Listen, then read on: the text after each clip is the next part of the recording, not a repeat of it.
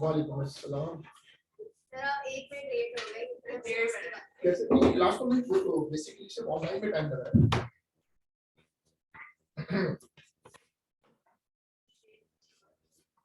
Sir government ने कहा है 8:30 बजे से पहले क्लास नहीं होगी, आपने क्यों रखा?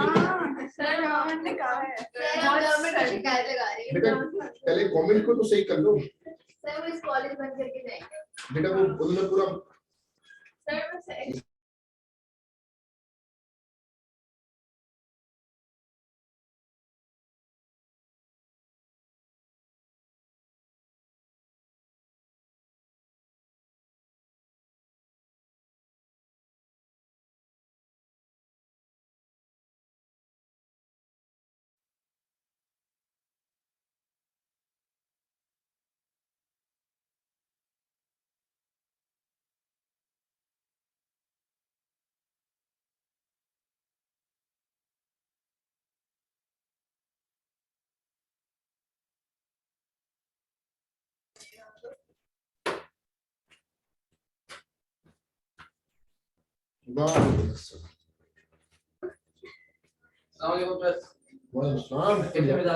अल्लाह का बहुत शुक्र।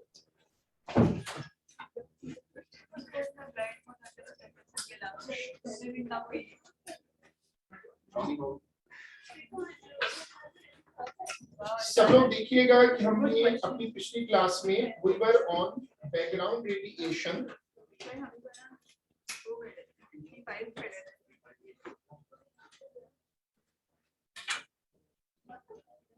सब लोग हेडिंग देखिएगा, हेडिंग डली हुई है बैकग्राउंड रेडिएशन, और उसमें लिखिएगा कि these are the ionizing radiations। जल्दी करो। These are the ionizing radiations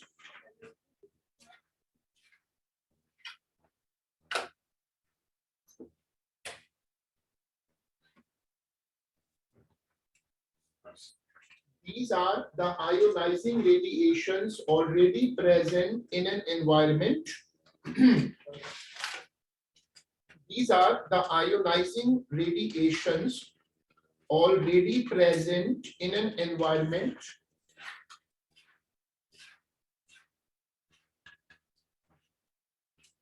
हमारे एनवायरनमेंट में ऐसी रेज होती हैं, हमारे एनवायरनमेंट में ऐसी रेज होती हैं जो जीएम ट्यूब को रजिस्ट्रेशन में आती हैं, जीएम ट्यूब को इफेक्ट करती हैं और जीएम ट्यूब उनका काउंट रेट पिक करती है। कॉन्सेप्ट वैसे ओ लेवल का है। हमने ओ लेवल में सीखा था कि आपने रेडियो एक्टिव सोर्स रखी तो काउंट रेट आया 100, और अगर रेडियो एक्टिव सोर्स नहीं रखी, कुछ भी नहीं है, तब भी काउंट रेट आ रहा है, तो वो काउंट रेट किसका होता था और हम उसको फिर सब्ट्रैक्ट करते थे। मुझे बस ये कॉन्सेप्ट वापस चाहिए कि बैकग्राउंड रेडिएशंस जो होती हैं उनको सब्ट्रैक्ट किया करते थे। इनके बहुत सारे सोर्सेस थे, जैसे रेडियो एक्टिव गैसेस होती हैं, कॉस्मिक रेज होती हैं, रेडियो एक्टिव रॉक्स होती हैं, उसके बाद जो मेडिकल फिजिक्स में चीजें यूज होती हैं जैसे कि रेडियोथेरेपी वगैरह, उसमें ये निकलती हैं। लेकिन जो चीज चाहिए, चूंकि इसमें हाफ लाइफ का टॉपिक वापस आएगा, इसलिए हमें इसको कवर करना है। जी इसमें नहीं लगेगा ना, वो तो इसमें फेयरवेल क्लास होगी। देखो सर्दी हो रही है।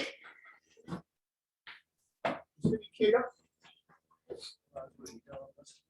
नहीं, अभी सही ऐसे ही हो जाएगा। हीटर ऑन करना मुझे कोई इतराज नहीं, आप ऑन कर सकते हो, अगर बाकी लोग एग्रीड है। सब लोग पता कहाँ डब्बों में से स्वेटर निकाल के पहन कर आए, तो वो अब स्वेटर यूज ना सर बहुत सर्दी हो रही है। हाँ ना, नहीं 8:30 से क्या फर्क पड़ेगा। हमारे यहाँ तो लोग उठते उठते कम से कम 1 घंटा लग जाता, लोग 6 अलार्म लगाते हैं, फिर भी वो नहीं उठ पा रहे होते।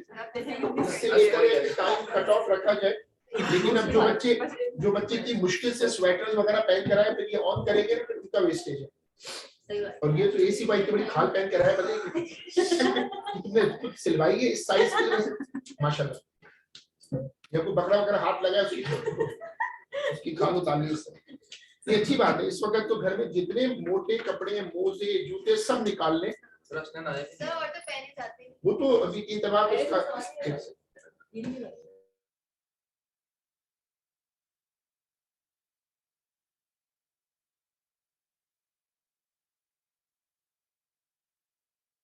इसमें लिखिएगा बैकग्राउंड रेडिएशंस, लिखिएगा background radiations, background radiations causes count rate on a GM tube. Background radiations causes background radiations causes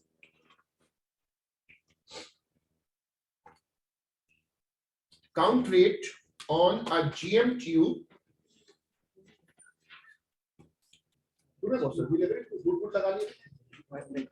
अच्छी बात है, जो भी है ना, ये तो फेस वाला मोटाला है तो हम घर पे मास्क में बचपन में लगाते थे, जो कानों से दो बॉल्स ही लगती होती,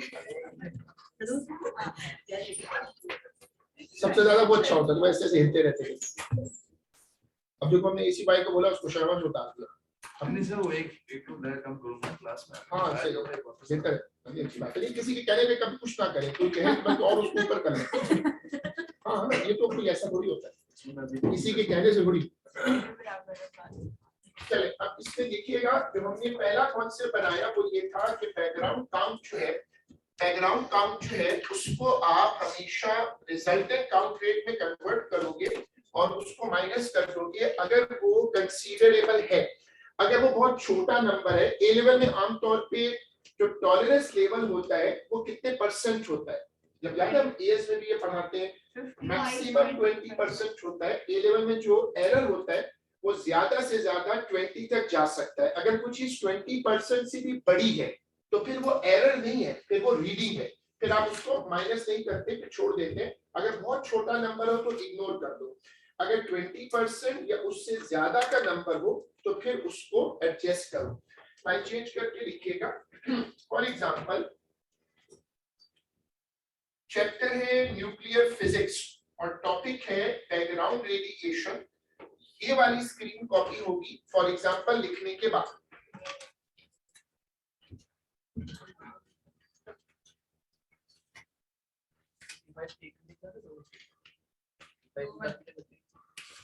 असल में 2 घंटे है ना, वो एक घंटा में स्वैप कर लूंगा। चलो अभी ये करवा दो, बाद में कराएंगे।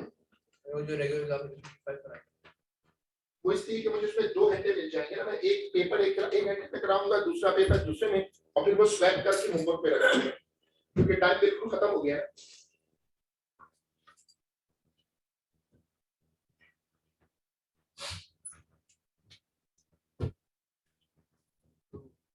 रेडियोएक्टिव मटेरियल आपका एटमॉस्फेयर में अगर एनवायरनमेंट में, उसकी भी रीजंस हैं। वही तो है बैकग्राउंड। अगर आपके इस कमरे के नीचे कोई, ग्राउंड के नीचे कोई रेडियोएक्टिव रॉक है, करीब में कोई रेडियोथेरेपी का हॉस्पिटल है, या ऐसी कोई गैस करीब में निकल रही है, आर्गन वगैरह जो रेडियोएक्टिव है, तो उन्हीं का तो काउंट रेट है। और ये भी हो सकता है बातों का कि रेडियोएक्टिव ना हो, कोई पावरफुल ट्रांसमिशन लाइन गुजर रही हो, कोई बड़ा मोबाइल का टावर लगा हो, उसकी भी आयोनाइजेशन आ जाती है।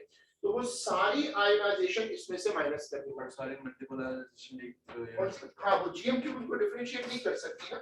जीएम ट्यूब में ये एबिलिटी नहीं है कि वो खाली अल्फा और बीटा को पिक करे, वो हर आयोनाइजेशन को पिक कर लेती है। अब आपने जो लिखा उसमें आपने आज का पहला कॉन्सेप्ट बना लिया, क्योंकि आगे चलकर हमारे इस चैप्टर में हाफ लाइफ एक प्रॉपर टॉपिक है। तो हमने ओ लेवल में पढ़ा था, जैसे कि एसी पॉइसी में बात हो रही थी कि जो बैकग्राउंड रेडिएशंस होती हैं उनके मल्टीपल सोर्सेज होते हैं। हमें इससे कोई वर्ष A2 में नहीं है, बस हमें ये पता होना चाहिए कि हर वो चीज जो आयोनाइज करती है हवा को या मीडियम को, जीएम ट्यूब उसको पिक कर लेगी। वो आपका मोबाइल फोन हो सकता है, वो मोबाइल कंपनी का टावर हो सकता है, वो कोई बड़ा वाईफाई का राउटर हो सकता है, हाई टेंशन इलेक्ट्रिक वायर हो सकती है, कोई आसपास ऑर्गन का कोई सोर्स हो सकता है। इवन जो कॉस्मिक रेज आती हैं, जिस पर अब रिसेंटली बहुत रिसर्च हुई है कि ये रेज कहां से आ रही है, जो यूनिवर्स में घूमती हैं और हमारे प्लेनेट में भी एंटर होती हैं, ये सब उसमें है। हमारे कोर्स की हद तक जो आर्गन है वो सबसे बड़ा सोर्स है और बहुत बड़ा कंट्रीब्यूशन उसका है। उसके बाद हेडिंग डालिएगा रेडियो एक्टिव डीके। चैप्टर का नंबर 2 है। हर चैप्टर में कोई टॉपिक होता है जो सबसे इंपॉर्टेंट होता है। मैं आपसे पूछूं कि क्वांटम फिजिक्स में इनका फेवरेट टॉपिक कौन सा है? फोटो इलेक्ट्रिकल फेरेडे दिमाग लगा लेंगे तो ईएम इंडक्शन। कौन सा टॉपिक सबसे इंपॉर्टेंट है क्वांटम में? Photo electric effect. उसके बाद नंबर 2 पे एनर्जी लेवल डायग्राम, और बाकी पे चिल्लर है वो डी ब्रॉगली कभी आ जाएगा। ये हर चैप्टर में तुम अगर स्मार्ट होके देखोगे तो हर चैप्टर में सीआई का यही पैटर्न बना हुआ है कि एक टॉपिक है एक टॉपिक है जो बहुत इंपॉर्टेंट होता है, उसको चिपके हुए होते हैं, एक उसका नंबर 2 होता है, स्टेप ब्रदर होता है, और बाकी जो है वो चिल्लर टॉपिक होते हैं। अब ये जो बाकी हम टॉपिक्स देखते रहेंगे, रेडियो एक्टिव डीके इस चैप्टर का नंबर 2 है, सेकंड मोस्ट इंपॉर्टेंट टॉपिक है। ये कॉन्सेप्ट मैं लूंगा ओ लेवल से और कुछ एएस से। हमने ओ लेवल पे खास तौर पे इसको पढ़ा है प्रॉपर, और एएस में भी इसका जिक्र था। हमने चूंकि एएस में याद होगा अल्फा डीके पढ़ा था, बीटा डीके पढ़ा था, और गामा डीके नहीं होता।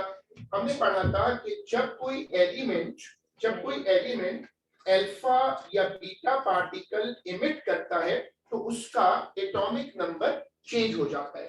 केमिस्ट्री कहती है कि एटॉमिक नंबर किसी एलिमेंट की आइडेंटिटी है। मैंने आपको पिछली क्लास में ये कॉन्सेप्ट बड़ा जनरल कॉन्सेप्ट समझाया था कि इसकी बड़ी डेप्थ है कि नेचर ने क्या किया है कि जो इतने एलिमेंट्स बन गए, इसमें नेचर का रॉ मटेरियल सेम है। नेचर का रॉ मटेरियल एक ही है, प्रोटॉन और न्यूट्रॉन वो तो सेम होते हैं। नेचर क्या करती है कि नंबर ऑफ प्रोटॉन बदलती है तो एलिमेंट बदल जाता है। आइंस्टाइन ने कहा था कि प्रोटॉन जो एनर्जी कंट्रीब्यूशन हीलियम में देगा वो एनर्जी कंट्रीब्यूशन उसकी हो सकता है कार्बन में ना हो, बदल जाएगी। इसी को कहते हैं nuclear binding energy per nucleon. इसलिए कुछ एलिमेंट्स बहुत स्टिफ होते हैं, कुछ एलिमेंट सॉफ्ट होते हैं। हमारा आज का थर्ड कॉन्सेप्ट, जब कोई एलिमेंट अल्फा या बीटा पार्टिकल्स इमिट करता है तो उसका एटॉमिक नंबर चेंज हो जाता है। एटॉमिक नंबर किसी एलिमेंट की आइडेंटिटी है। आपने केमिस्ट्री में पढ़ा कार्बन 6, नाइट्रोजन 7, ऑक्सीजन 8, राइट? तो 8 उसकी क्या है? Atomic number. अगर नाइट्रोजन 8 है और तुम उसमें से एक प्रोटॉन निकाल लो तो नाइट्रोजन क्या बन जाएगा? नाइट्रोजन अगर 7 है, तुम अगर एक प्रोटॉन निकाल लो तो क्या बन जाएगा? C6 हो जाएगा।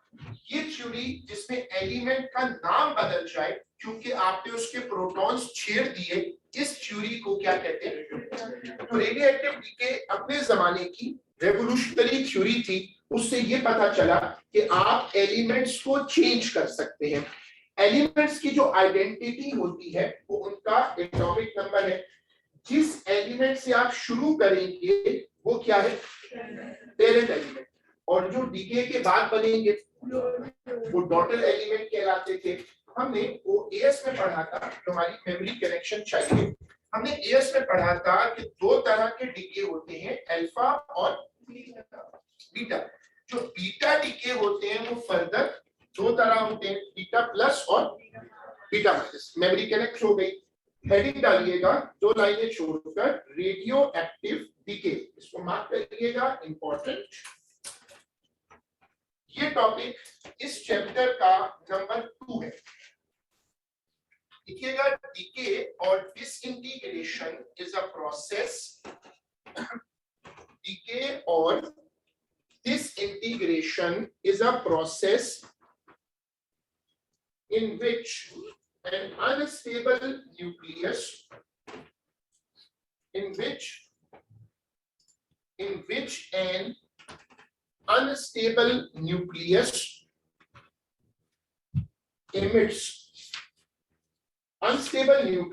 emits alpha or beta particles.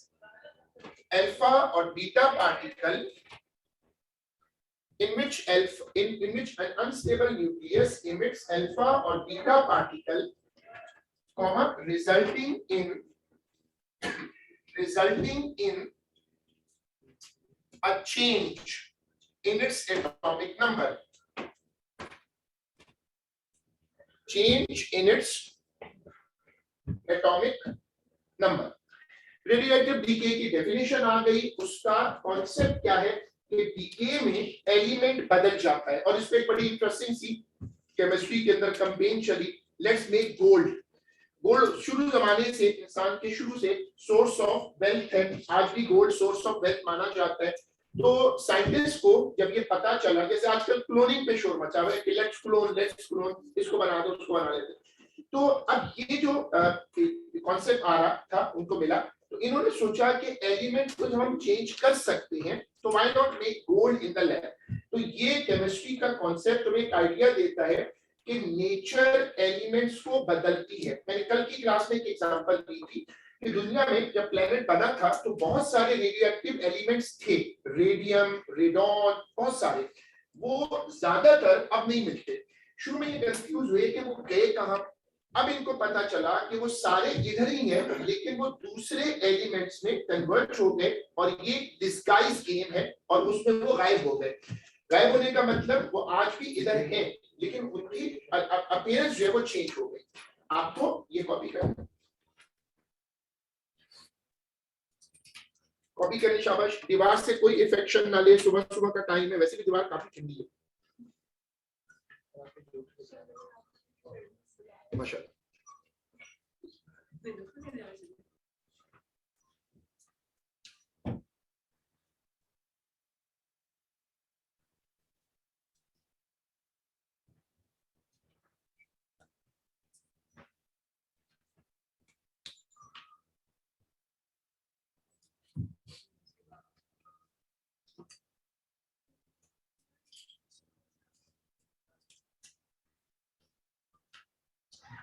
उसके बाद एएस की मेमोरी, और ये मैंने आपको भी कई मर्तबा समझाया कि जहां जहां एएस ओवरलैप करता है, मैं ये करता हूं कि मैं उसको ले आता हूं ताकि वो आपके नोट्स में हो और आपको पता हो कि हाँ भाई ये एएस में है। एक में A-level फिजिक्स में अच्छी बात है कि वो बगैर अननेसेसरी एएस में नहीं घुसता, हाँ पेपर 5 में हो जाता है।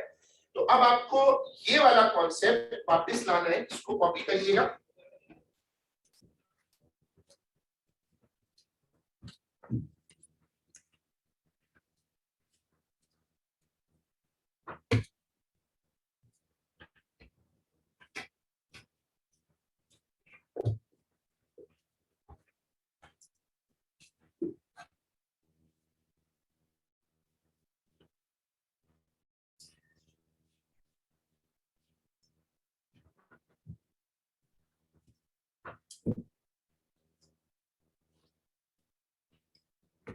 चलो अब मेमोरी टेस्ट है। What is alpha decay? Alpha neutron, 2 neutron या 4 न्यूट्रॉन, 4 न्यूट्रॉन एंड 2 He421।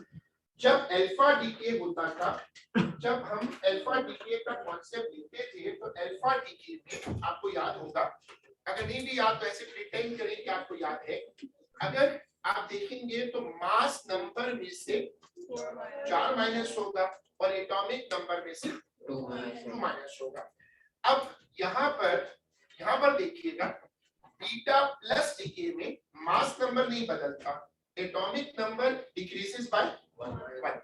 यहाँ मास नंबर नहीं चेंज होता और गुड। अब आप यहाँ पर कुछ चीजें एक्स्ट्रा भी डिस्कस होती हैं। सीआई बहुत इंकरेज करता है कि आप अपने A2 में जब स्टूडेंट्स हो तो उनको फिजिक्स की जो फैंटेसी है, फिजिक्स की जो गुड नेचर है वो बताएं ताकि वो आगे फिजिक्स में आए। हमारा बच्चा जा रहा है मजबूरन पढ़ रहा है, वरना वो कभी ना पढ़े, साल भर ऐसी रहे। लेकिन महाराज मैं कभी आप देखते हैं कि ग्रुप पे पोस्ट करता हूँ, उसके कुछ ज्यादा इररेस्पॉन्सिबल रिस्पॉन्स आते हैं, लेकिन महाराज ये पार्ट ऑफ नॉलेज है। दुनिया भर में साइंस हो या कोई भी सब्जेक्ट हो, उसका मेन मकसद नॉलेज है। हमारे चूंकि ग्रेड एक रेस बन गया, 4 एस 5 फिर ओ लेवल बिल्कुल ही सत्यानाश हो जाता है, 12 एस, तो उससे वो सारी चीज ग्रेट फोकस हो गई।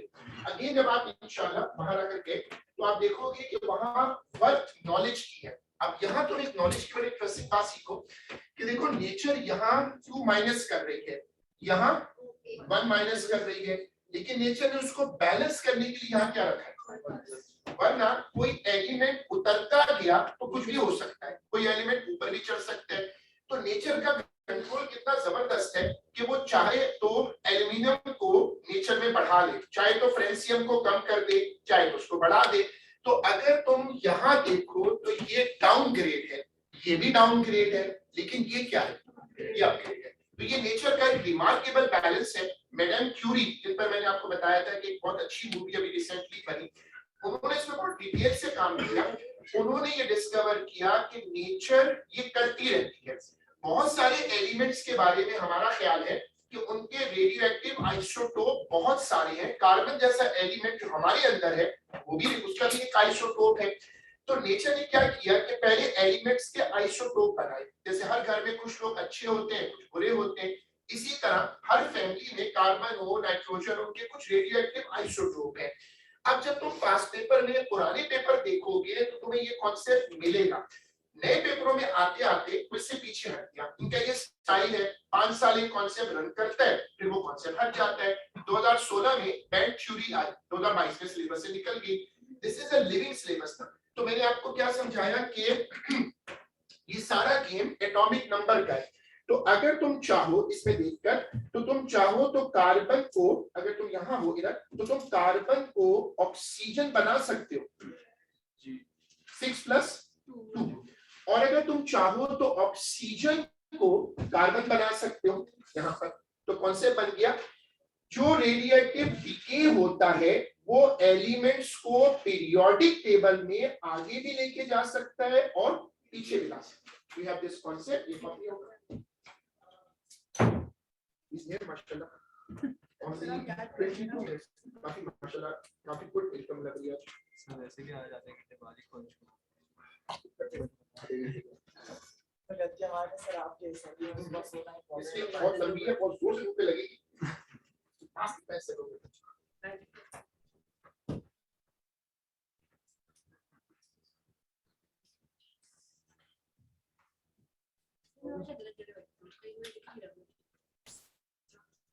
अरे तो उसके ब्रेन के थ्रू में देखना चाहिए।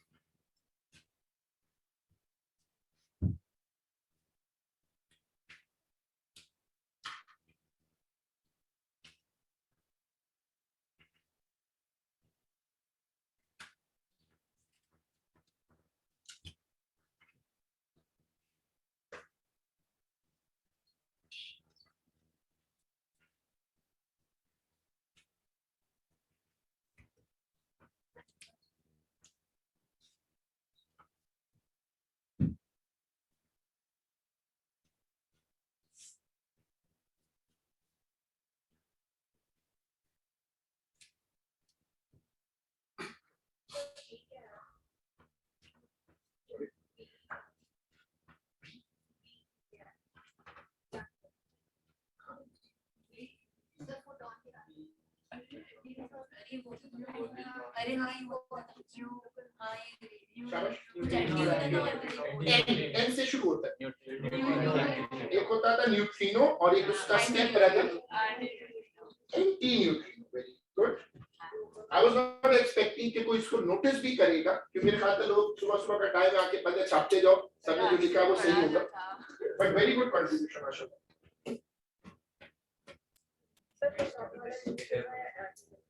जब तुम अंडरलाइन करती थी ना पीएस में, तो अंडरलाइन का या ओवरलाइन का मतलब होता है एंटी।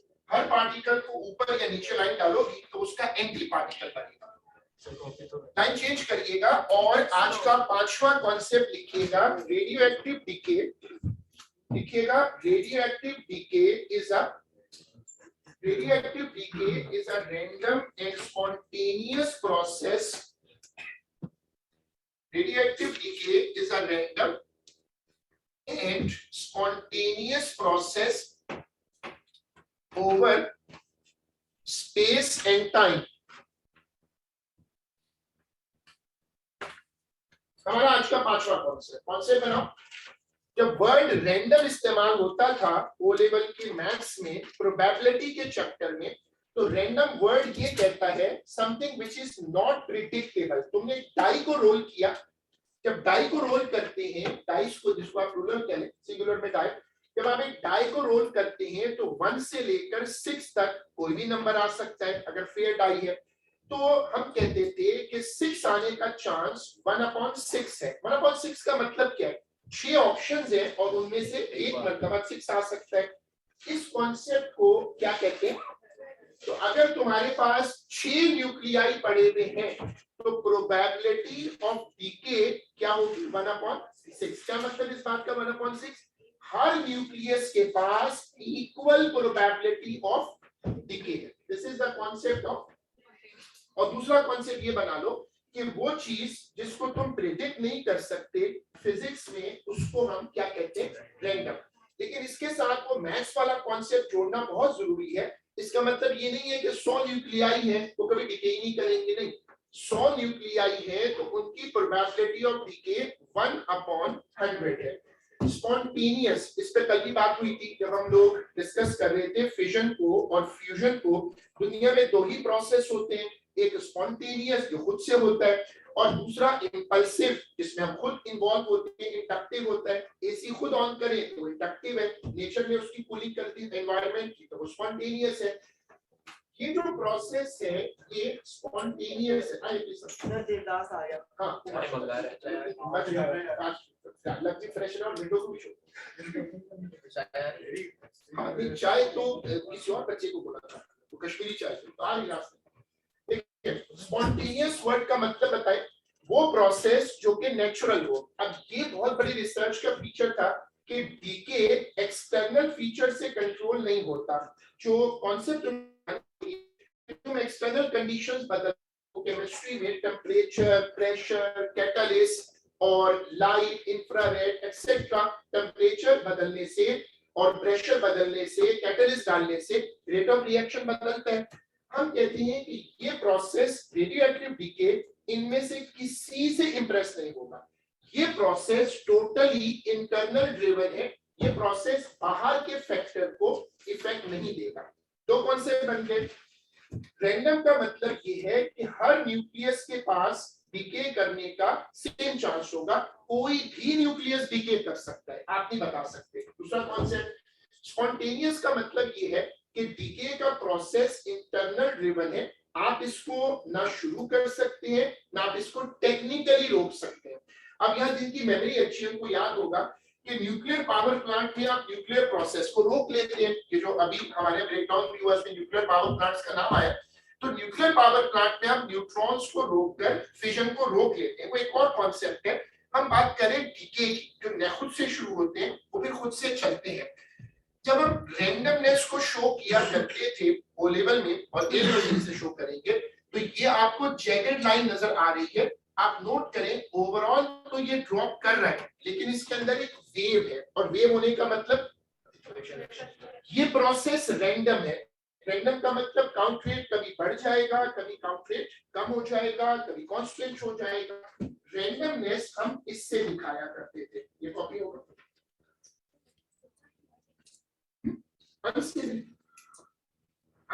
हम कभी कभी बच्चों के लिए एक स्टूडेंट है यहाँ पर, मैं कहता हूँ तुमने पिछले साल से साल बहुत डीके किए, तो ये एक है वो इंटरनल इशू है। सॉरी आप क्या कह रहे हो? मैं कह रहा हूं हमने तो ऐसा कुछ नहीं सुना आपसे। एक बच्चे के लिए मैंने बोला है 2-3 अच्छा दो आप आए वैसे इनका टाइम 9 से 10 आप सुना ये अभी एक्स्ट्रा क्लास है। इनमें से एक भी क्लास में उस वक्त ये लोग आए हुए आप इसमें आइए ना, एक तो बच्चे साथ खंबे पे रख के मिलेंगे उसमें आएंगे तो बेस्ट होगा। इस वक्त तो काफी लोग हैं सर कितनी बड़ी बात है, हम लोग सुबह आए एक्स्ट्रा क्लास के भाई, लिए। मैंने तो हम इसमें मैंने बहुत ज्यादा बहुत सुन लिया है इससे। सर आप एक्स्ट्रा क्लास खास तौर पे आए। चुप करके सर हम सर हम 10 बजे आते हैं सर, वरना हम 10 बजे आ जाते हैं ऑनलाइन ले लेते हैं। सर हम संडे को सर हम संडे का संडे को नहीं आते ना। ओके ओके बस साइलेंस। इसकी क्लास में नॉर्मल दिनों मुश्किल से आप खामोश बैठो टोटल अहमद नहीं प्रेजेंट सर। थोड़ा सा आगे बैक नाउ हसनैन अब्बास, मोहम्मद फैजान, ये कॉपी करिएगा हसन फहीम, सेम जी रामेश, अच्छा मोहम्मद अरफान, किसने बोला है कि इस पागल ने सेम अच्छा नहीं अलग है सुदैश रिजवान, यार शो ना इससे अटेंडेंस खराब हो रही है अलिशा तारिक, अलिशा तारिक, ये लिखते फॉरएवर मोड सर ऑनलाइन होगी सर ऑनलाइन जोहा आसिफ, वो भी ऑनलाइन है जोहा आसिफ, ऑनलाइन अजहर अब्बास, आवाज देखो ना हमजा इरशाद, अरुण, एरन, Adesh Kumar, Sara Jain, sir online online present Shamul, who is this? Waleed Shahzad नहीं है? ओके, मोहम्मद उस्मान शेख नहीं नहीं है, मोहम्मद वहीदुल्लाह इस्लाम ठीक है, मोहम्मद अरमान, अभिषेक नो, हमारे पास ये दोनों में किसको करते हैं किसी का भी लगा रजिस्टर लीजिए कैसे उससे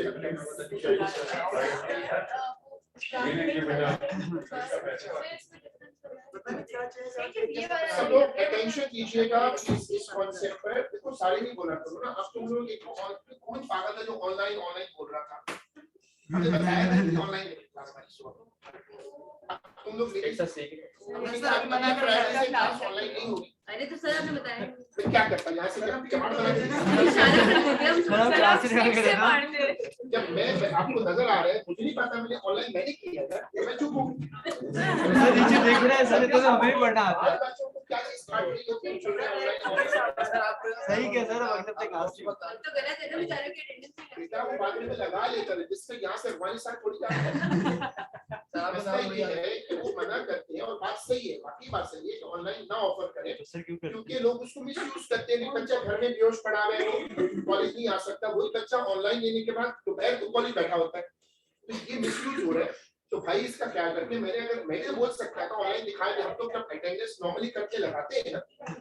एनीवेज अब देखिए जो बात यहाँ की इस पे वो देवदास और ऐसे के बाद देवदास ने फिजिक्स में इंटरेस्ट लिया।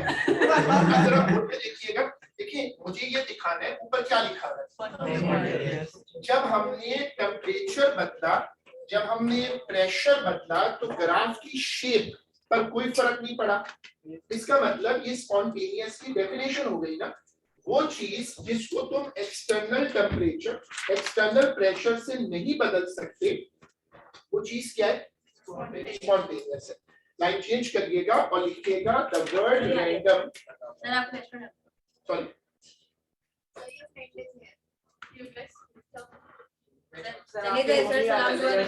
लिखिएगा नहीं, अभी वो भी क्लास ले अभी तो आए हो, हाँ तो हो जाएगी लाइफ पे लिखिएगा, ये बच्ची सीखने वाली है। हाँ ये बहुत अच्छी बात है, अगर मिल के मारे तो वीडियो बन जाएगी, एकदम वायरल हो जाएगी।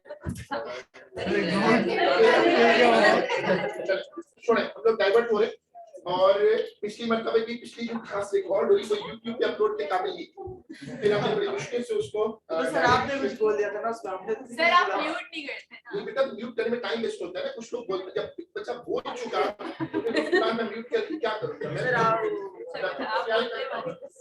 सर आप सब लोग अटेंशन दीजिएगा, सब लोग अटेंशन दीजिएगा कि स्पॉन्टेनियस नेचर जो है, स्पॉन्टेनियस नेचर में हमने ये वाला कॉन्सेप्ट जो है वो बिल्ड कर दिया। अब इसमें लिखिएगा the word random, the word random refers to the idea. The word random refers to the idea that that every nucleus in a radioactive sample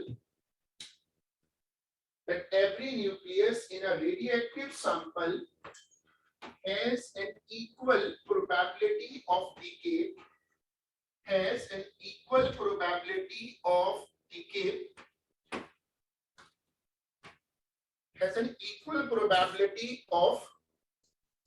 decay, full stop, line change करके लिखिएगा. The word spontaneous refers to the idea. The word spontaneous refers to the idea that the radioactive decay is not affected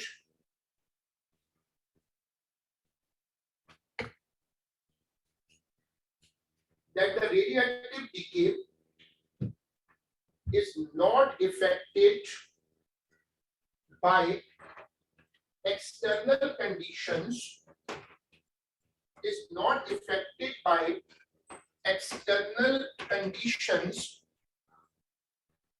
like temperature,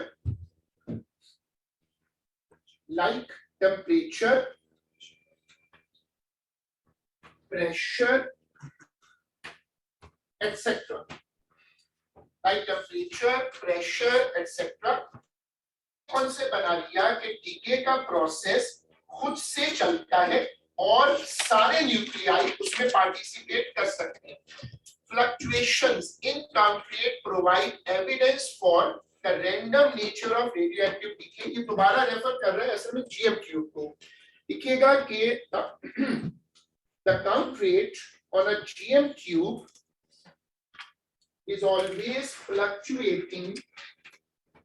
The count rate on a GM cube is always fluctuating.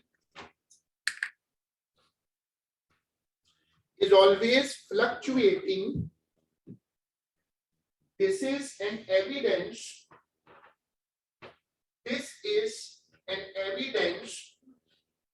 for the random nature. This is an evidence for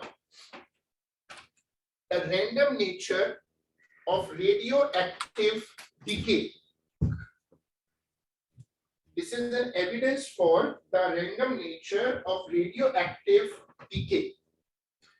अब तुम ये concept देखो, ये वाला कि जब count rate तुम लोगे जीएम क्यूब पर तो जैसे स्टॉक मार्केट फ्लक्चुएट कर रही होती है, जब कभी आप उसको देखेंगे इसी तरह जो रैंडम नेचर है वो इस तरह नजर आती है कि काउंट रेट फ्लक्चुएट करता है, कभी बढ़ जाएगा कभी कम हो जाएगा. इसमें एक तो वो सोर्स खुद जिम्मेदार है, ऑल्सो जो एनवायरनमेंट में रेज होती हैं वो बदलती रहती हैं, तो ये काउंट रेट फ्लक्चुएट करता है. इससे पता चलता है कि radioactive decay is a random process. दो लाइनें छोड़िएगा, हेडिंग डालिएगा रेट ऑफ रेडियोएक्टिव डिके और इसका एक शॉर्ट नाम है एक्टिविटी.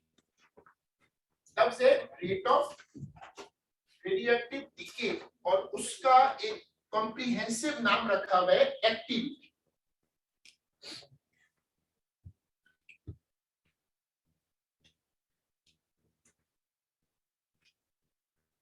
बोर्ड पे देखिएगा. देखिए कॉन्सेप्ट बड़ा सिंपल है और ये कॉन्सेप्ट इन्होंने मैथ्स से लिया.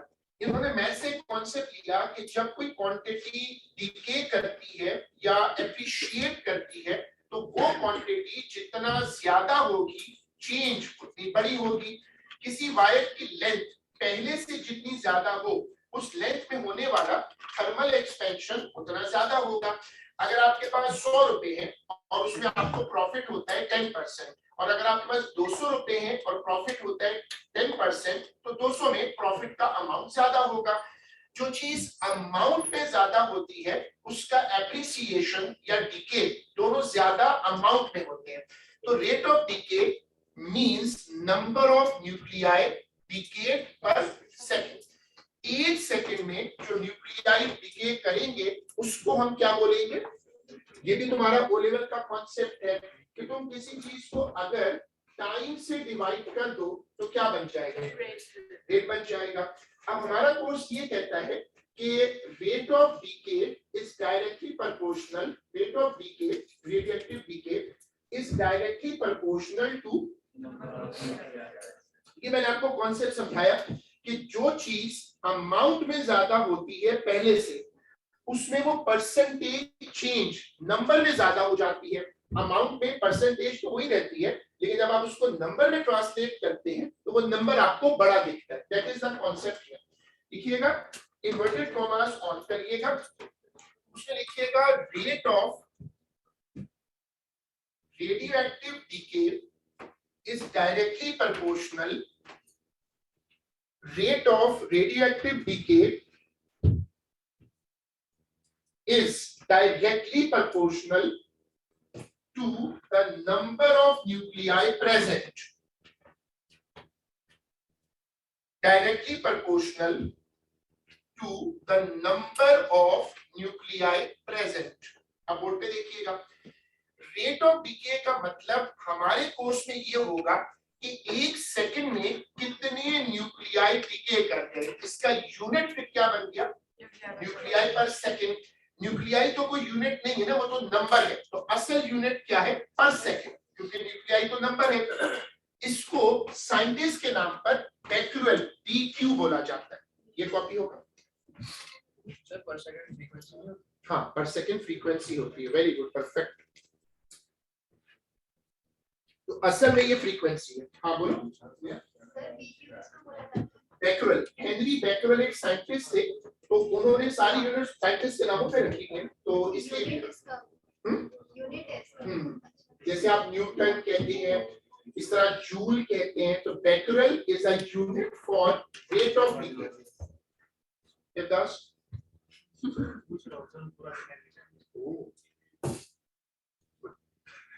सेशन रहेगा आधे 1 महीने का सेशन, और बच्चे का लेवल देखें।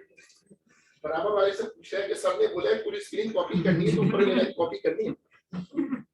आप सोचें क्या क्या बनता है जबरदस्त।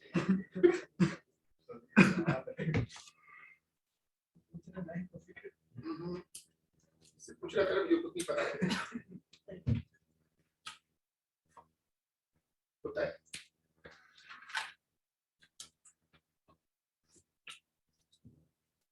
रेट ऑफ डीके इसका दूसरा नाम होगा एक्टिविटी। और जैसे आपको पता है कि ये लोग मैथमेटिक्स का जो डिफरेंशियल वाला स्टाइल है उसको लाते हैं, तो इन्होंने ये सिंबल बनाया delta N upon delta T, इसको कहते हैं रेट ऑफ डीके।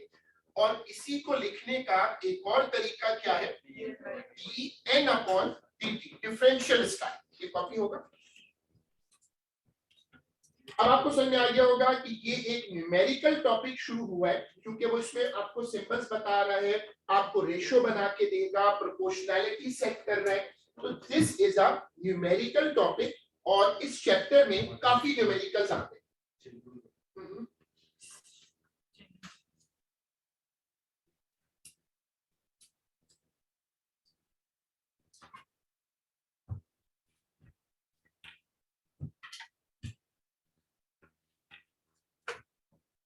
अब बोर्ड पे देखिएगा, चूंकि हम लोग मैथ्स को लाए, तो जब कोई चीज डिके करती है यानी डिक्रीज, तो हम उसके रेट के साथ क्या लगाते हैं? जो लोग इस चैप्टर को ए लेवल मैथ्स में और एडवांस में पढ़ चुके हैं, इसी नाम से चैप्टर है ना, rate of change, dy upon dt, dx upon dt। तो अगर ये डिक्रीज है तो ये माइनस है। डेल्टा एक सिंबल है पुराना चेंज के लिए। अब आपको ये कौन से बनाना है कि dn अपॉन dt का मतलब क्या है? Rate of decay. और रेट ऑफ डीके को शॉर्ट में क्या कहते हैं? एक्टिविटी। जो उसका सिंबल है ये कॉपी होगा, उसी को स्क्रीन को अपडेट करिएगा।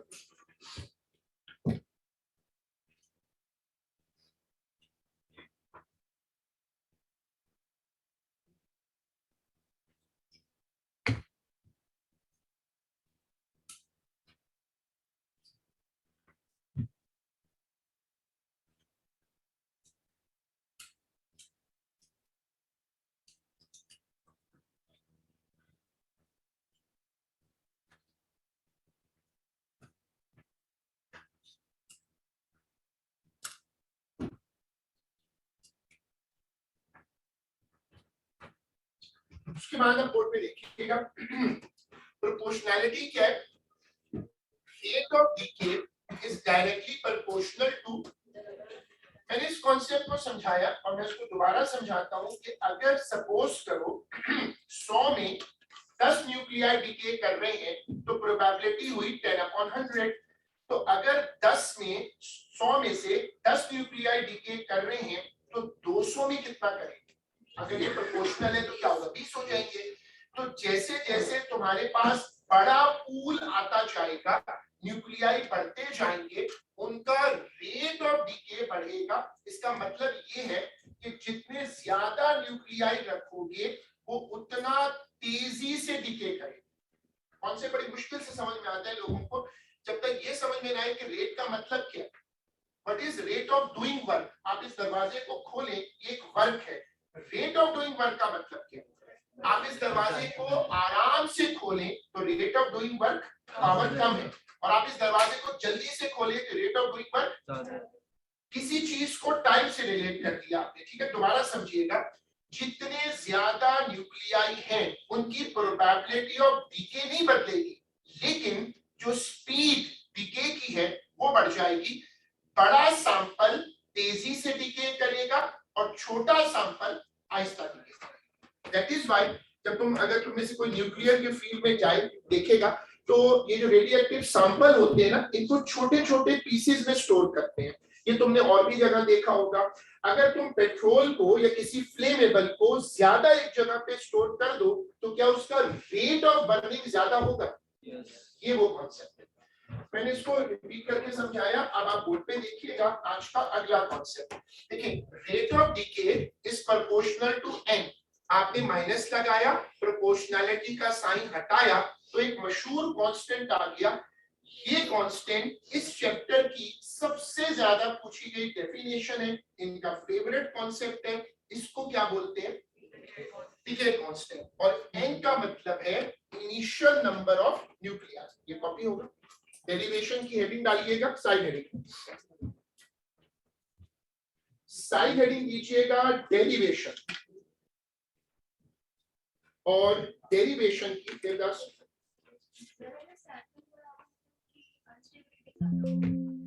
वो फिर आपको, ये सिर्फ मैथमेटिकल इशू, ये सिर्फ मैथमेटिकल है, उनकी नेचर नहीं बदलेगी।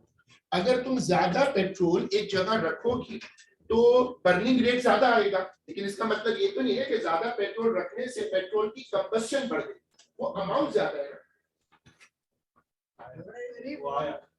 आइए सर आप ब्रेक नहीं दे रहे? मैं क्यों? हम क्लास जल्दी खत्म करते हैं, आप याद है आपको? वो तो वो एक ही बात है ना, हम 10-10 मिनट के 2 ब्रेक नहीं देंगे, हम क्लास को जल्दी खत्म करेंगे ताकि आप उस ब्रेक को यूटिलाइज कर सकें।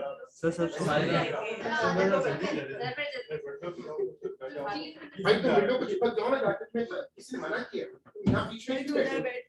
उस बेचारे को भी उदास कर रहा है, हालांकि वो मुस्तकिल मुस्कुरा रहा होता है, लेकिन उसको बता रहा है कुछ नहीं होता, we all have to die. और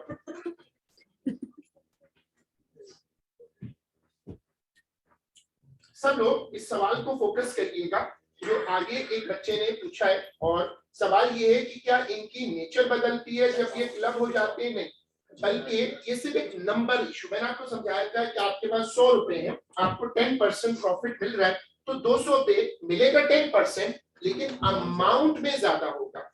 रेट ऑफ डीके उनके साथ होने की वजह से इसलिए ज्यादा होता है क्योंकि न्यूक्लियाई ज्यादा है। अगर 100 में 10 न्यूक्लियाई डीके कर रहे हैं तो अब 200 में 20 करेंगे तो नंबर ऑफ न्यूक्लियाई बढ़ गए। अब उसके बाद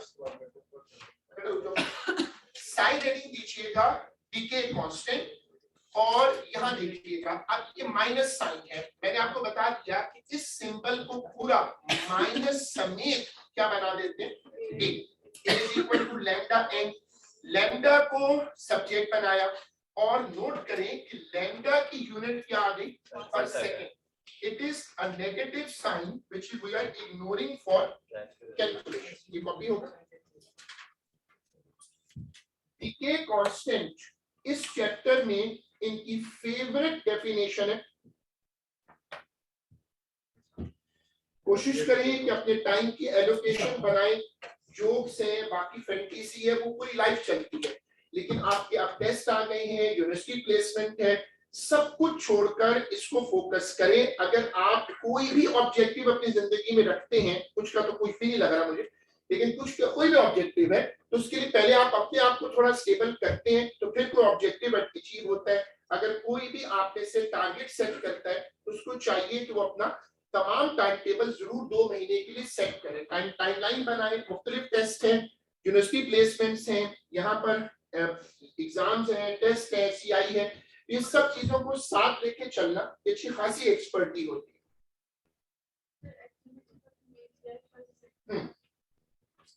जैसे उस बच्चे ने बोला था कि वो वैसे भी, वो भी यही है, न्यूक्लियाई को फिजिक्स को यूनिट तो नहीं मानेगी ना, number of students per unit metre, तो स्टूडेंट्स को यूनिट तो नहीं होगा ना, तो न्यूक्लियाई को यूनिट नहीं है, उसका भी पर सेकंड ही है असल।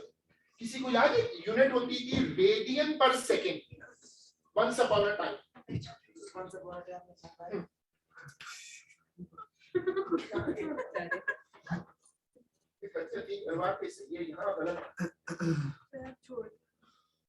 चलो अब अटेंशन दीजिएगा, हमने ये बताया कि हम इसका यूनिट जब बनाते हैं तो पर सेकंड आता है।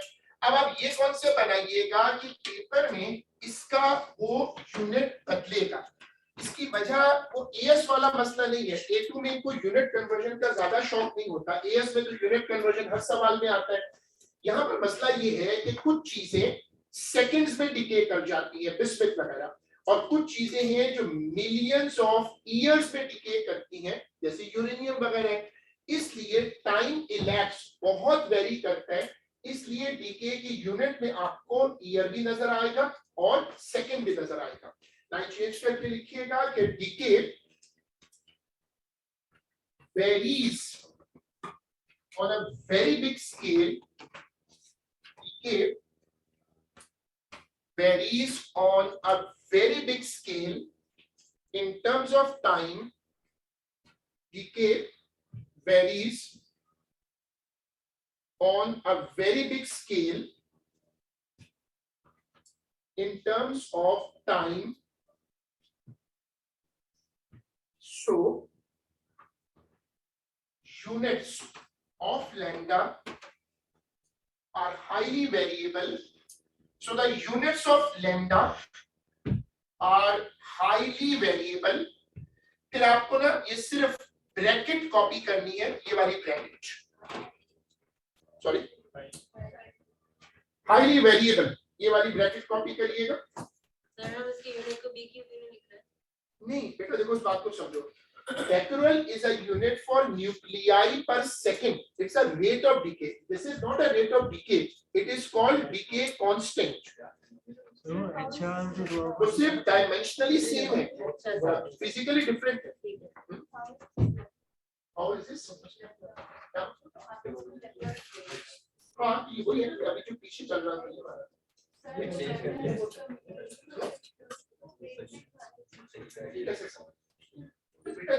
सिंबल मैच कर रहा है, वो तो सिंबल मैच कर रहा है, लैम्डा वेवलेंथ का सिंबल था। चलो अब हेडिंग डालिएगा, प्लीज आवाज रोक ले, हेडिंग डालिएगा डेफिनेशन ऑफ लैम्डा, इसको कॉपी करिएगा ब्यूटीफुल करके और अच्छे से हाईलाइट करके करिएगा। It's a very important definition.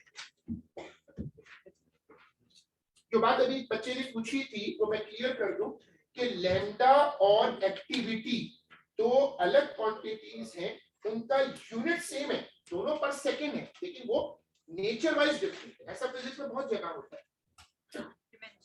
ये कॉपी होगी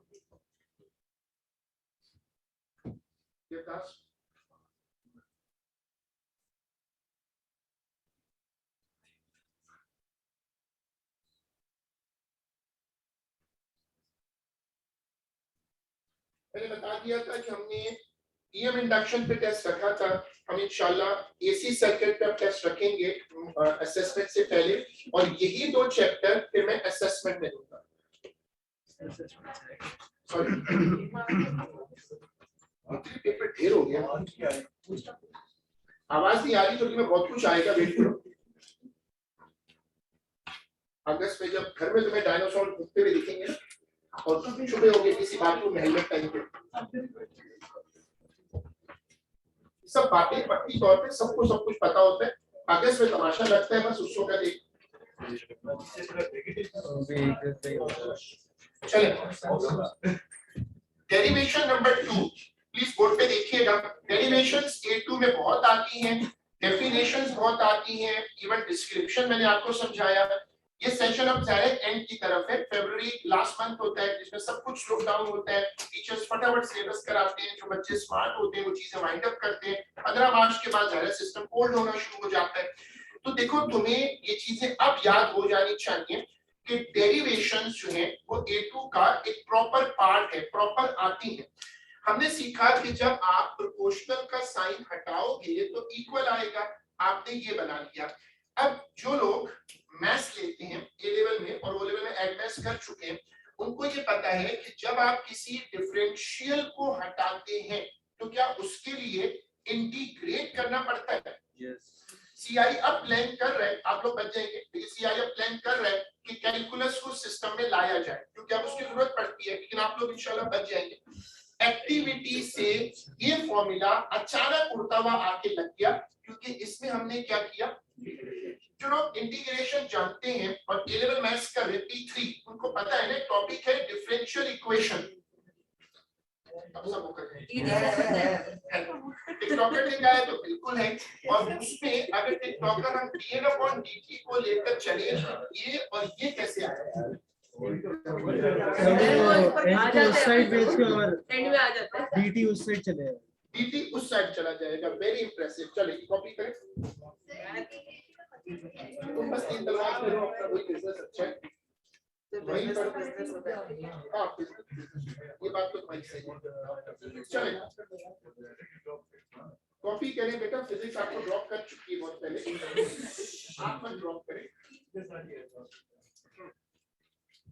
बस अब वही डायलॉग रह गया जो देवदास बोलता था वो रख लो। ये कॉपी करें।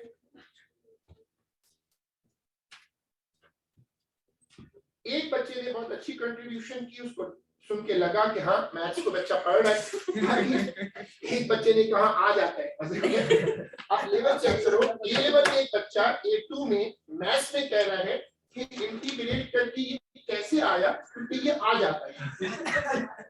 जैसे वो लेवल में आंसर बच्चा लिखता था MCQ का A, क्यों बेटा क्यों A क्यों लिखा, सर फील हो रहा है, सुनने में अच्छा लगता है, सुनने में अच्छा लगता है। तो अब इससे आपको अंदाजा कर सकते हैं कि जब हमारा ये इंटरेस्ट लेवल है तो मैं ये तो नहीं पूछ सकता भाई कि ये कहां से आया, ये पूछूंगा फिर तो बहुत ही मसला हो जाएगा। वो टैलेंट बोर्ड पे देखिएगा, यस शो नाउ प्लीज। इससे हमारी क्लास देखो, किसी भी डिस्कशन को फौरन खत्म किया करो, वापस कॉन्सेप्ट पर आओ।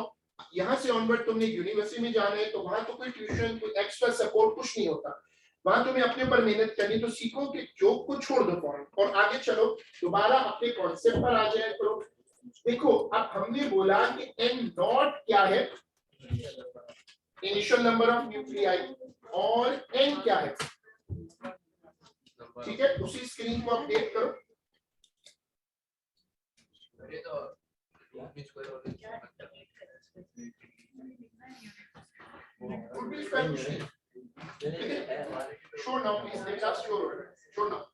देखिए जो लोग अभी भी कंफ्यूज हो रहे हैं, जो मैथ्स लेते हैं, उसको बस एक हिंट बताता हूँ कि उसने बोला था dt को वहां ले जाए, n को यहाँ ले आए।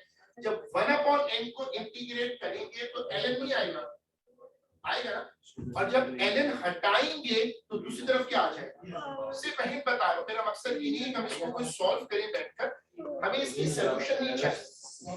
अब बोर्ड पे देखिएगा, formula for number of particles, pure chemistry का कॉन्सेप्ट है। पार्टिकल्स में एटम्स आते हैं, मॉलिक्यूल्स आते हैं, न्यूक्लियाई आते हैं, इनको हम कलेक्टिवली क्या बोलते हैं। अब बताओ केमिस्ट्री में तुमने पढ़ा है एक कॉन्सेप्ट जिसको कहते हैं एवोगाड्रो कॉन्सेप्ट। किसी चीज के एक मोल में नंबर ऑफ पार्टिकल्स फिक्स होते हैं, सेम होते हैं 6.02। वेरी गुड, ये कॉपी होगा 2 लाइनें छोड़कर। बेटा शो नाउ प्लीज, पीछे नहीं बोलो, आगे देख लो। अरे वो आपको देख रहे हो, बंदे का आपको हैरान हो क्या यार।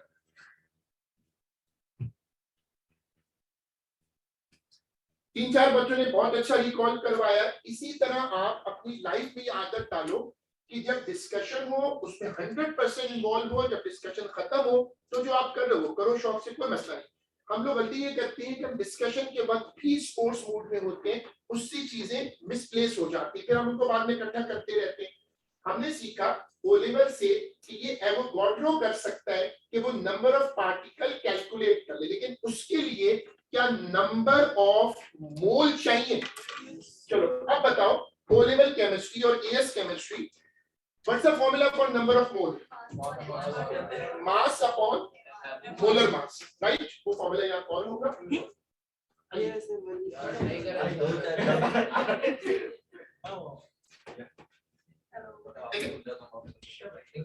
Number of particle, please attention दो, number of particle is equal to n into Na। Na का मतलब है एवोगाड्रो कांस्टेंट, और स्मॉल n, ये वाला n किसका सिंबल है? नंबर ऑफ मोल का, मास अपॉन मोलर मास, ये नंबर फिक्स है, और ये नंबर ऑफ पार्टिकल्स का एक सिंबल इस्तेमाल हो गया। ये वाली स्क्रीन कॉपी करिएगा। ये मैंने बताया ना कि हम क्लास को जल्दी खत्म करेंगे, दोनों ब्रेक्स जोड़ देंगे, लेकिन कब खत्म करें? दोनों ब्रेक्स जोड़ देंगे ना 10-10 मिनट। करके बैठो, क्लास ऑनलाइन है, खाली ब्रेक के लिए थोड़ी आई नहीं आप। चुप कर जाओ, तुम वहां सही थी खिड़की के पास यार, तो वहां चले जाओ, तुम यहाँ और खराब हो रहा है, वापस चले जाओ। वो बच्चा अच्छा खासा लाइव बच्चा है, वो पता उसको तो मतलब साथ को शेयर बना दोगे, बाहर बैठा होगा बाल खोल कर।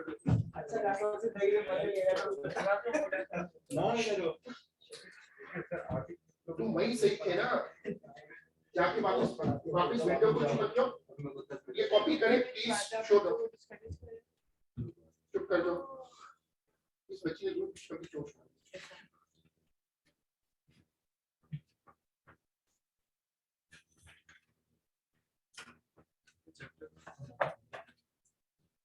ये तो फिर न्यूमेरिकल टॉपिक है जो भी चल रहा है।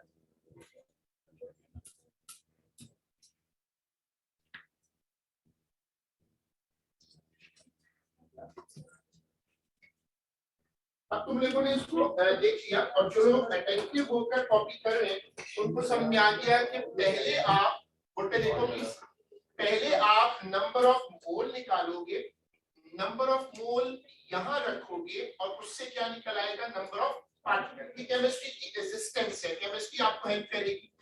उसके बाद अब हेडिंग आती है जनरल इक्वेशन फॉर डीके।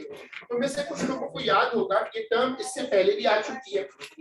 हम लोग जब एसी सर्किट का चैप्टर कर रहे थे, हमने वहां सीखा था कि फिजिक्स में कई जगह पर एक सिंगल इक्वेशन बना ली जाती है, वो इक्वेशन सारे वेरिएबल को लेकर चलती है। किसी को याद है वोल्टेज और करंट, इन दोनों की एक इक्वेशन होती थी, x is equal to x naught sine 2 pi f omega t लिखी, x is equal to x naught sine 2 pi f t। अब बोर्ड पे लिखिएगा यहाँ से, देखिए अगर शोर होगा हम आपस की बातचीत रखेंगे तो हम नहीं समझ सकेंगे, और ये डिसऑनेस्टी है, आप अपने काम पर कभी बार्गेन नहीं करते। ये फॉर्मूला कहता है x नॉट का मतलब है इनिशियल नंबर और x का मतलब है फाइनल नंबर। आप इस इक्वेशन को न्यूक्लियर मास के लिए लिख सकते हैं, आप इस इक्वेशन को नंबर ऑफ न्यूक्लियाई के लिए लिख सकते हैं, इस इक्वेशन को काउंट रेट के लिए लिख सकते हैं, और इसी इक्वेशन को ये पेपर में उसको बदलता रहेगा। आपको याद क्या करना है कि ए वाली इक्वेशन, बोलते देखो, ए वाली इक्वेशन जो है वो क्या है? जब भी डीके होता है तो इनिशियल नंबर बहुत सारी चीजों से पता चलते हैं। कभी कभी ऐसा होता है कि आपके पास काउंट रेट गिवन होता है, कभी मास गिवन होता है, कभी एक्टिविटी डिटेक्ट हो रही होती है, ये सब इस एक्सपोनेंशियल डीके को फॉलो करते हैं। ये कॉपी होगा। अब जो बात मैं समझाता हूं उसको जहन में रखकर कॉपी करें. It's not only a second copy of the same thing, कि आपको याद हो कि मैंने ये क्या चीज कॉपी की है. जैसे हमने एसी सर्किट के चैप्टर में बनाई थी, वो थी ट्रिग्नोमेट्रिक इक्वेशन, और ये कहलाती है एक्सपोनेंशियल डीके इक्वेशन. So वाली इक्वेशन को तो क्या थी? x is equal to h naught 2 pi ft. AC circuit का चैप्टर इस साल उस तरह पे इस हिसाब से, लेकिन सेशन तो यही है ना. अच्छा क्या चीज लगा के बैठा टिकटॉकर से ऊपर की चीज है.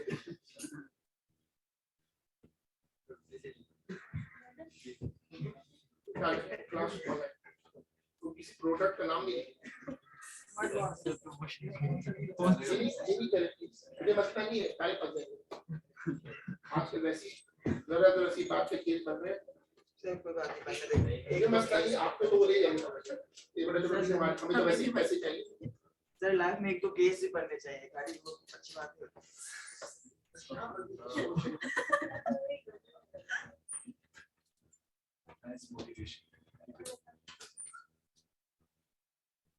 दो लाइनें छोड़िएगा और हेडिंग डालिएगा. दो लाइनें छोड़कर हेडिंग डालिएगा. Half life topic O level से कनेक्टेड है. हमने ओ लेवल में पढ़ा था कि जब कोई चीज डीके करती है तो वो आहिस्ता आहिस्ता अपने टोटल नंबर से नीचे आती है, लेकिन वो कभी भी जीरो नहीं होती. लिहाजा इन्होंने एक कॉन्सेप्ट डेवलप किया हाफ लाइफ का. हाफ लाइफ क्या होती है? वो टाइम, प्लीज बोर्ड पे देखिएगा, what is half life? Half life वो टाइम होता है जिसमें कोई रेडियो एक्टिव सैंपल अपने ओरिजिनल नंबर का आधा हो जाए. और ये मैंने पहले बताया चूंकि वो जीरो नहीं होता, इसलिए चूंकि वो नंबर कभी जीरो टच नहीं करता, तो इन्होंने क्या किया था कि उसको हाफ पे ट्रैक करते हैं. इनिशियल टाइम पर 50 ग्राम मास था. डीके के बाद उस एलिमेंट का 25 ग्राम रह गया. जो 25 मिसिंग है वो डॉटर न्यूक्लियस बन गया, दूसरा नया वाला. आपने लिखा 1/2. इस तरह 4 सेकंड के बाद ये उसका भी हाफ हो गया. हर हाफ लाइफ के बाद ये अपने ओरिजिनल नंबर का हाफ होता जाएगा. जो लोग ए लेवल मैथ्स पढ़ चुके हो, क्या इसको ज्योमेट्रिक प्रोग्रेशन कहते हैं? सोच के जवाब दीजिएगा, बोंगी मत मानिएगा. ज्योमेट्रिक प्रोग्रेशन कभी जीरो टच कर सकती है. चाहे नंबर को हाफ करते जाओ तो कभी जीरो आएगा, एलिमेंट कभी खत्म नहीं होगा. क्या सम टू इंफिनिटी एग्जिस्ट करता है?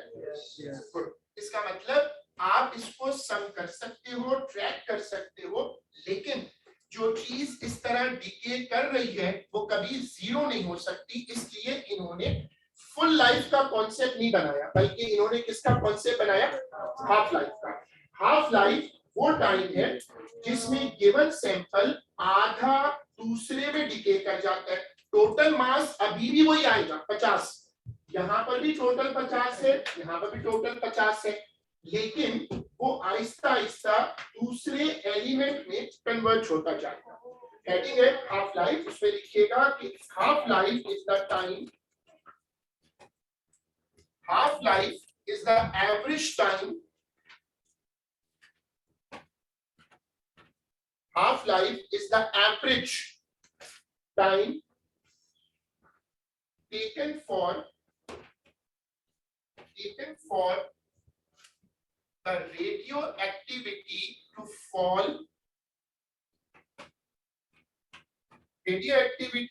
fall to half of its original value. Half of its original value. Half life को लाने का मकसद क्या था? हाफ लाइफ को लाने का मकसद ये था कि जब ये लोग साइंस को डेवलप करते हैं तो ये उसमें ना फुटप्रिंट ढूंढते हैं. जैसे हमारी उंगलियों के प्रिंट होते हैं, डीएनए प्रिंट होते हैं, इसी तरह आपने एनर्जी लेवल टॉपिक में पढ़ा कि वो जो स्पेक्ट्रम बनते हैं वो एलिमेंट्स को आइडेंटिफाई कर लेते हैं. ये फुटप्रिंट कहलाते हैं. अब ये हर जगह ढूंढते हैं.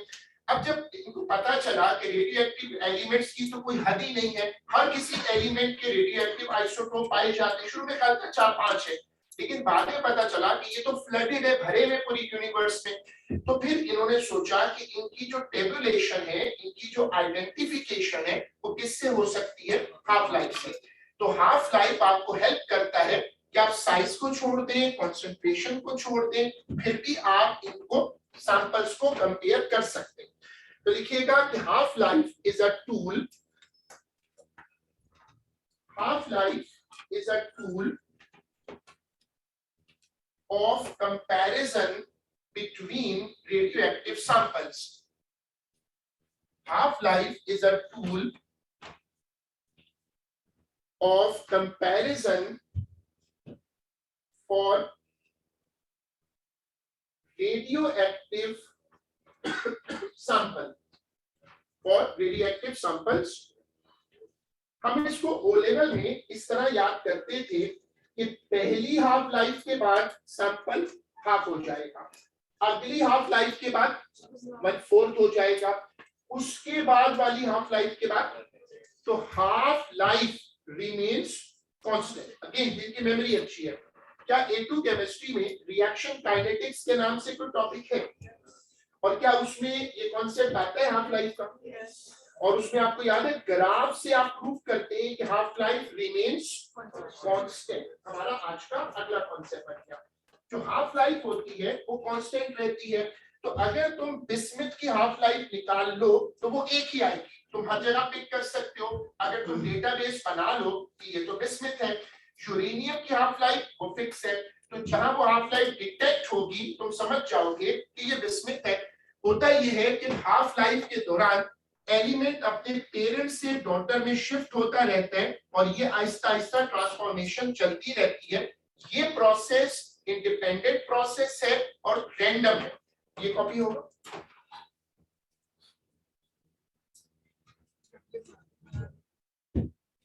ये कॉपी होगा। बातचीत रोको, देवदास प्लीज टाइम।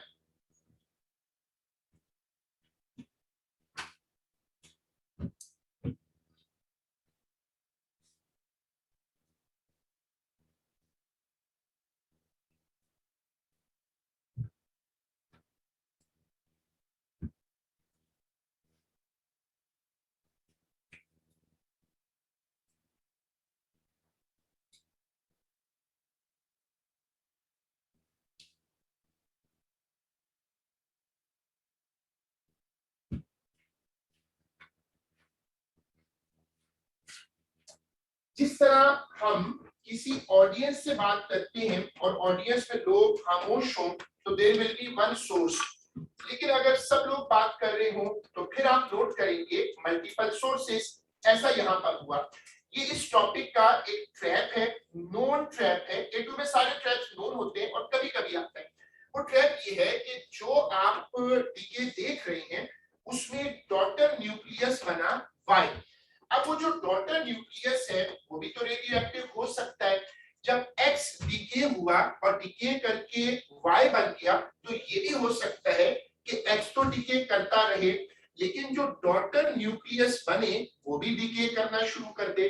उस सूरत में सिग्नल मिक्स हो जाएगा क्योंकि दोनों के सिग्नल आएंगे। ये वो एक कॉम्प्लिकेशन है अक्लों की इस पूरे चैप्टर में, इस टॉपिक में, जो लोगों को ट्रैक कर लेती है कि बाजों का जो सिग्नल होता है वो ड्यूल हो जाता है। अब जो सिग्नल आएगा इधर वो X का भी होगा और Y का भी होगा। इसी कॉम्प्लिकेशन को आगे ले जा सकते हो। अगर Z भी डीके करना शुरू कर दे तो सिग्नल कितने हो जाएंगे, फिर 4 हो जाएंगे। टाइम चेंज करके लिखेगा कि in many cases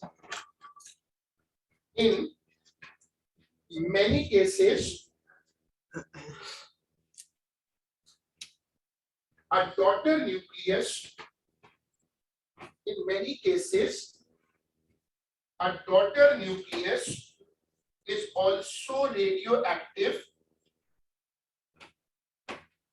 and so it also begins to decay independently. It also begins to decay independently. फिर ये कॉपी होगा, नहीं वो तो आपको पेपर में देगा ना, डेटा तो आपको देगा, बताएगा कि मैग्नीशियम है, साथ में क्रिप्टॉन आ गया, तो पेपर में तो डेटा देगा होता है, लेकिन वो पहचानना मुश्किल हो जाता है बात होता कि तीसरा एलिमेंट कैसे आ गया। ये कॉपी करिएगा स्क्रीन,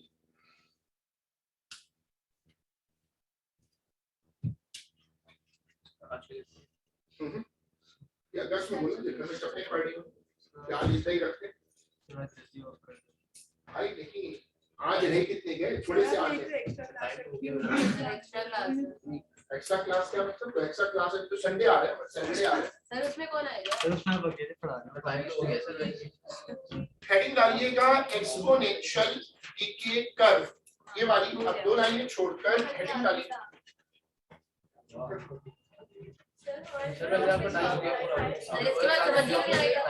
इससे पहले भी कई लोगों को समझ नहीं आया, सर दीन तो आपको छोड़ दो, तुम यहाँ हेडिंग डालें 2 लाइनें छोड़कर exponential decay curve. Please attention board पे दें, कुछ नहीं होता, कोई ऐसा छोटा बीनी नहीं बैठा हुआ यहाँ। छोटा सा वो उठाना तो बता, बीनी पॉट ले आया करो, कैसे से चलाते हैं आपसे छोड़िए। x is equal to x naught e power minus lambda t। Again जो लोग मैथ्स लेते हो, अगर आप e को लाते हो तो उसको क्या कहते हैं, एक्सपोनेंशियल, और अगर उसमें माइनस लगा हो तो फिर वो डीके कर्व होता है, वो नीचे आता है। ये वाली स्क्रीन कॉपी होगी, शो नाउ प्लीज, बेटा आवाज लो प्लीज, नहीं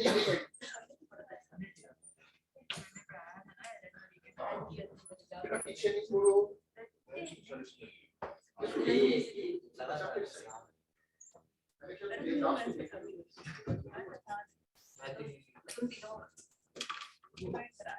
बेटा रुक जाइए। अब बोर्ड पे देखिएगा, ये हमारी ओ लेवल की मेमोरी है, और ये आपने ए लेवल की केमिस्ट्री में भी पढ़ा, और अब ये ए लेवल फिजिक्स में सिलेबस कई जगह ओवरलैप करता है। आइडियल गैसेस आपने केमिस्ट्री में पढ़ी, अब वो फिजिक्स में आएंगी, तो ये फायदा है जो लोग केमिस्ट्री मैथ फिजिक्स लेते हैं उनको ये बात जल्दी चीजें समझ आती है। ये ग्राफ शो नाउ प्लीज, देखिए बस थोड़ी में क्लास खत्म हो रही। ये जो ग्राफ है ये y एक्सिस को टच कर रहा है, लेकिन जो लोग एक्सपोनेंशियल समझते हैं, क्या ये x को टच करेगा? नहीं करेगा। नंबर ऑफ न्यूक्लियाई कम होते जाएंगे, लेकिन नंबर ऑफ न्यूक्लियाई कभी भी जीरो नहीं हो सकते। हमने इस तरह के स्केचेस ओ लेवल में यूज किए थे, और हमने सीखा था कि जैसे ओ लेवल मैथ्स में टॉपिक था मीडियन, आप इस नंबर को हाफ करके, अगर आप इस नंबर को हाफ करके रीड करेंगे ये, तो ये नंबर मीडियन है, और यहाँ इस चैप्टर में ये नंबर क्या है, हाफ लाइफ, और आपने इसको ए लेवल केमिस्ट्री में भी किया। अगर आप ये हाफ लाइफ निकालते जाएं रिपीटेडली, तो ये हाफ लाइफ एक ही आएगी। जब आप इसको देखेंगे तो कॉन्सेप्ट क्या मिलेगा कि हाफ लाइफ रिमेन्स कांस्टेंट। ये वाली स्क्रीन कॉपी हो,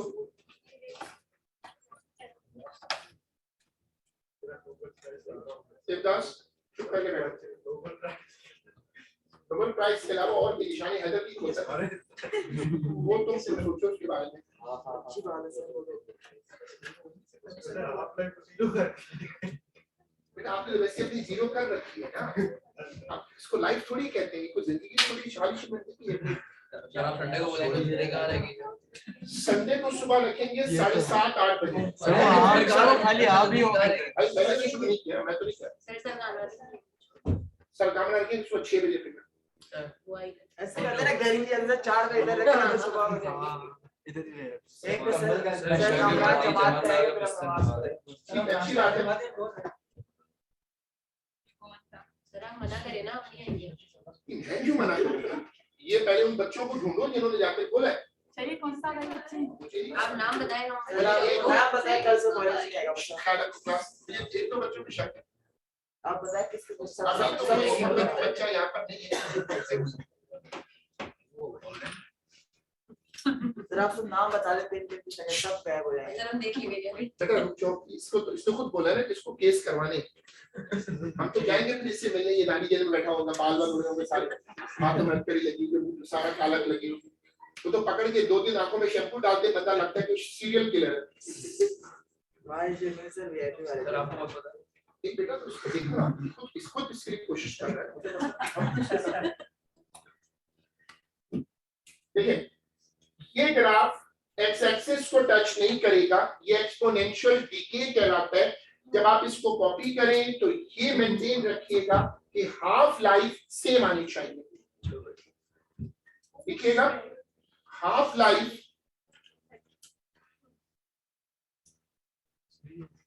देखिएगा, half life remains constant, half life remains constant.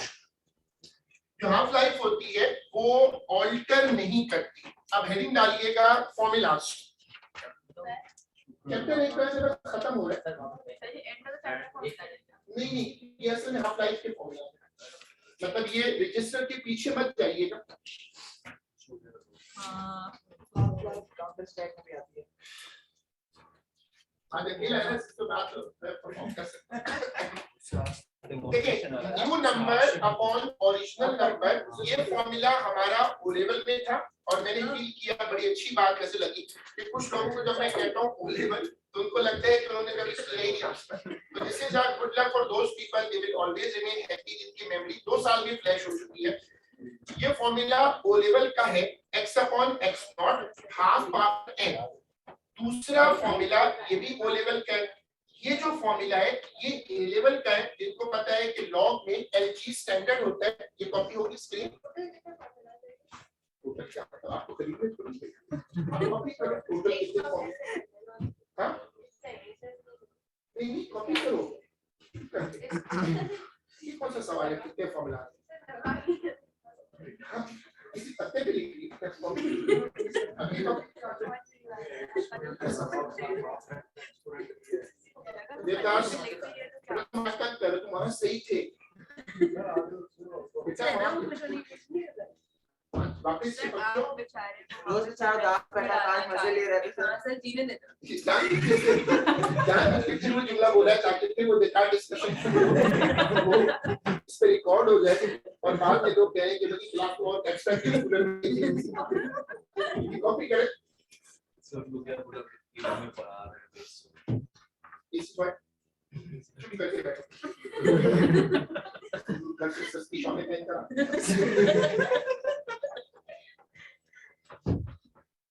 Khan बाबा उसकी लाला मैं जा रहा हूँ, जैकेट मुझे दे दो, बाकी तो मैं दे दूंगा। सब ऐसे एक सेकंड पीछे कर। ये फॉर्मूला और ये फॉर्मूला तो ओ लेवल का है। जो ये वाला फॉर्मूला है तो मैंने आपको बताया था कि आई हैव नोटिस जब हम पेपर 5 में देख रहा था कि बहुत सारे बच्चे लॉग परफॉर्म नहीं कर सकते। इसको जरूर सीखें, कोई यूट्यूब से मेरे साथ इसी तरीके से अपनी लॉग्स इंप्रूव करें, क्योंकि ये कंपलसरी है। नंबर 4 ये फॉर्मूला बहुत इंपॉर्टेंट है और तुम में से जो लोग केमिस्ट्री लेते हैं उनको ये फॉर्मूला पता है, सिर्फ ये लेटर चेंज हो सकता है।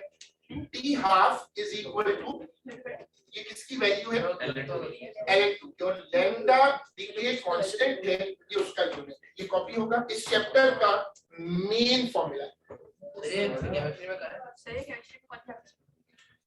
रिएक्शन काइनेटिक्स अगर भी कोर्स पे है तो होगा। नहीं नहीं सर ये नहीं है। फॉर्मूला नहीं है लेकिन ये कॉन्सेप्ट तो है हाफ लाइफ का। हां फर्स्ट ऑर्डर हां जी सेकंड ऑर्डर, कुछ लोग उस पर हैं जीरो ऑर्डर। यहाँ पर हमारे कुछ बच्चे जीरो ऑर्डर में पहुंच चुके हैं। सर पाकिस्तान का मिडिल ऑर्डर भी ऐसा है 0-0। तो बाकी कुछ बचपन में सुनते थे ना कि बर्ड से आके बच्चे घर पे फेंक के जाते थे, ऊपर से बचते थे। बर्ड ने फेंका, गिरा, ये सर के बल कौन सी चीज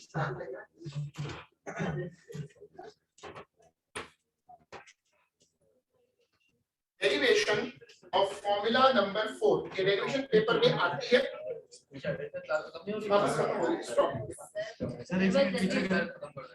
आज का टॉपिक बीच में डिस्कनेक्ट होगा उसको नहीं छोड़ सकते बीच में इस तरह हाँ सर बट हेडिंग डालें, अगर हम शो करेंगे और आपकी जो ऑफ टाइम आगे चला जाएगा। फॉर्मूला नंबर 4 इसकी डेरिवेशन है। फॉर्मूला नंबर 4 ये है, और जैसे आप लोगों ने आइडेंटिफाई किया जो लोग मैथ्स लेते हैं कि ये नंबर ln2 इसकी वैल्यू क्या है, और जो लोग एडवांस ले चुके हैं उनको पता है कि e की पावर -½ है, वो जो हाफ है उसी हाफ का ये 2 आया है। चलो अब इसको देखिएगा, प्लीज बोर्ड पे पूरी अटेंशन रखें। जो लोग मैथ्स नहीं लेते उनको खास तौर पे इंटरेस्ट लेना चाहिए। हमने x0 को इधर शिफ्ट किया, और जब हम हाफ लाइफ को लेते हैं तो x/x0 का मतलब क्या होता है, 1/2 होता है। हमने 1/2 कर दिया, फिर हमने ln इधर शिफ्ट किया। प्लीज बोर्ड को सब गौर से देखिएगा, मैथ्स लेते तो भी जब हम एक साइड से e हटाते हैं तो दूसरी तरफ ln आता है। फिर जब दो चीजें ln के साथ डिवाइड हो रही हो एक ln के साथ, तो वो माइनस होती है। ln1 0 कॉपी करें। हाँ मैंने इसको समझ गया, ज्योमेट्री का यूजलेस क्वेश्चंस पूछने का कंपटीशन हो रहा है। बच्ची पूछने का ये क्या पेपर में आती, मतलब मैं क्यों करूंगा, बर्थडे में आएंगे हम क्या मतलब, तो बबल्स बना के बैठे हैं क्या, मतलब यूजलेस क्वेश्चन नहीं है, एक्स्ट्रा करिकुलर थोड़ी हो रहा है। सर विंटर में समर कैंप कैसे बात सही मैंने बेटे को बोल दिया सर, बात सही है। बच्चा ऐसी चीज नहीं छोड़ता। सर बहुत लॉजिकल बात है। आप 2 साल गुजरने देंगे, आपको किसी न किसी कंपनी में बहुत हाई पोस्ट पे नजर आएगा, और आप लोगों को देख कैसे मुस्कुराएगा कि यार मैंने आप लोगों को देखा है। तो मसला बच्चे में वो चीज नहीं है, खास एक वर्ड होता है, बिल्कुल नहीं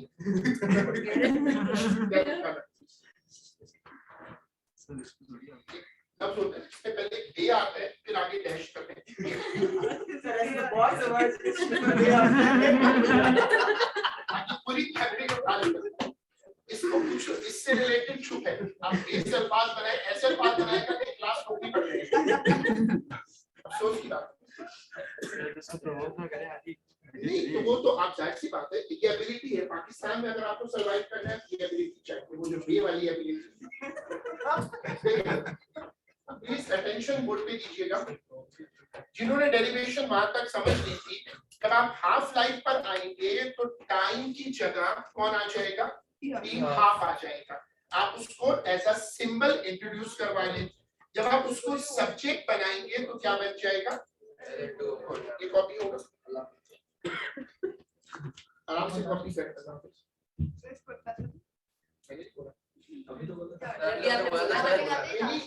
इसको तो कॉपी करें, सिर्फ हेडिंग डलवा कर मैं छोड़ूंगा। आराम से हमारी वाली अटेंडेंस नहीं लगी।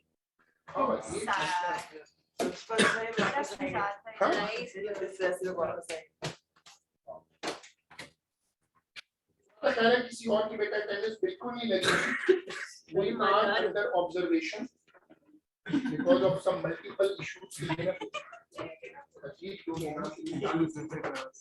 इस एक ग्रुप में भी ऐसा हो सकता है। हमारे हेडिंग डालें, 2 लाइनें छोड़िएगा,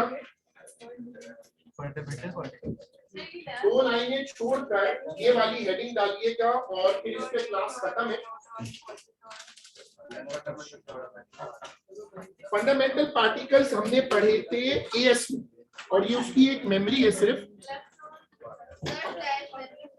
मेमोरी फ्लैश करें ये देख लीजिएगा। सुमात्रा जो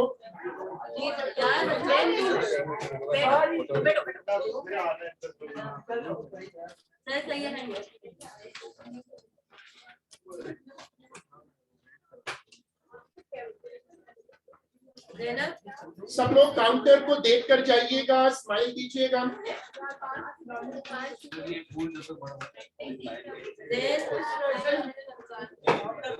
जैन कोई है? अरे तुम लोग चुप तो रहो बेटा, शोर होगा तो अटेंडेंस रह जाएगी, ये नहीं करो। 9 से 10 में और 10 से 11 में कार्ड लगने चाहिए सबके।